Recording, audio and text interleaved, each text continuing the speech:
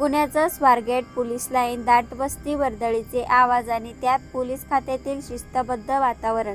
इथं दिवस चालतो तो ड्युटी, शिस्त आणि जबाबदाऱ्याच्या छायेखाली. पण या सगळ्या शिस्तीच्या आड एक अंतर्मन असतं, एक अस्वस्थ मन, जे कधी इतकं आवाजात विरघळून जातं की त्याचं दुःख कुणालाही कळत नाही, अगदी त्याच्या मित्रालाही नाही. स्वरूप विष्णू जाधव, वय अवघं 25च्या उंबरठ्यावर. 2023 मध्ये पुणे पोलीस दलात भरती झालेले हे तरुण अंमलदार कोल्हापूरच्या कसबा बावडा गावातला साधा गोंडस स्वभावाचा मुलगा. आई वडिलांचे लाडके स्वप्न होते पोलीस व्हायचं, सेवा करायची, आणि ते पूर्णही झालं होतं. स्वारगेट पोलीस लाईन मध्ये बिल्डिंग क्रमांक 6, रूम क्रमांक 384. तिथे एका मित्रासोबत राहत होते.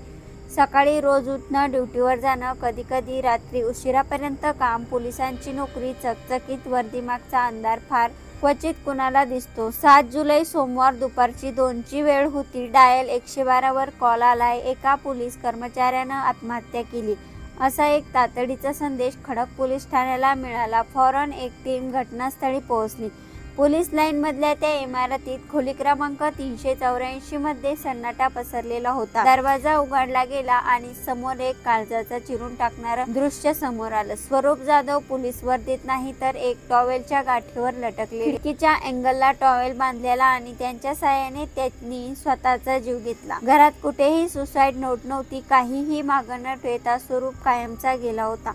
त्याच्या मित्राला खोलीत एकटं सोडून तो गेलाही कधी, कसा, हेच कुणाला कळलं नाही. वरकरीन पाहता काही विचित्र वाटत नव्हतं. स्वरूप जाधव नेहमी ड्युटीवर जात होते. कोणतीही तक्रार नव्हती. वरिष्ठ अधिकाऱ्यांशी वागणं चांगलं होतं, पण माणसाचं खरं दुःख नेहमी आत असतं, काही वेळा अगदी खोलवर, कुठेच न दिसणारं. त्यांच्या मोबाईलची तपासणी सुरू झाली.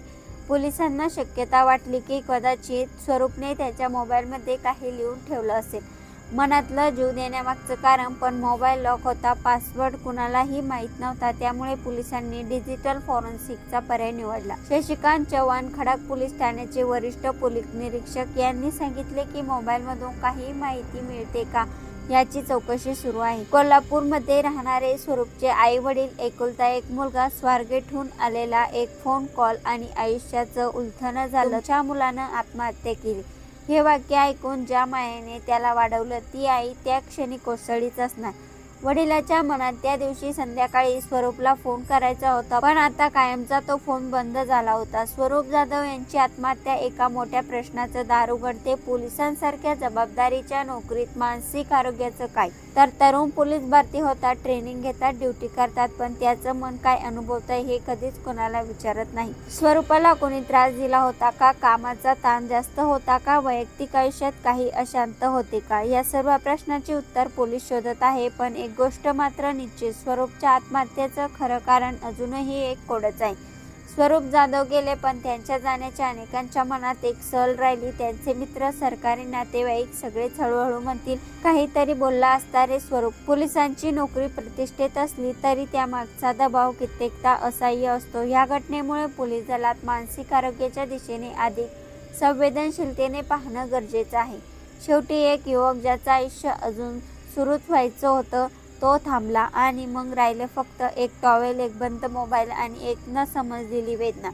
ही घटना ऐकून याविषयी काय वाटतं? आपली प्रतिक्रिया कमेंट बॉक्समध्ये आम्हाला नक्की कळवा. ह्या यूट्यूब चॅनलवरती पहिल्यांदा आला असाल तर या चॅनलला सबस्क्राईब करून बेल आयकॉनवरती प्रेस करा. येणाऱ्या नवनवीन व्हिडिओचे नोटिफिकेशन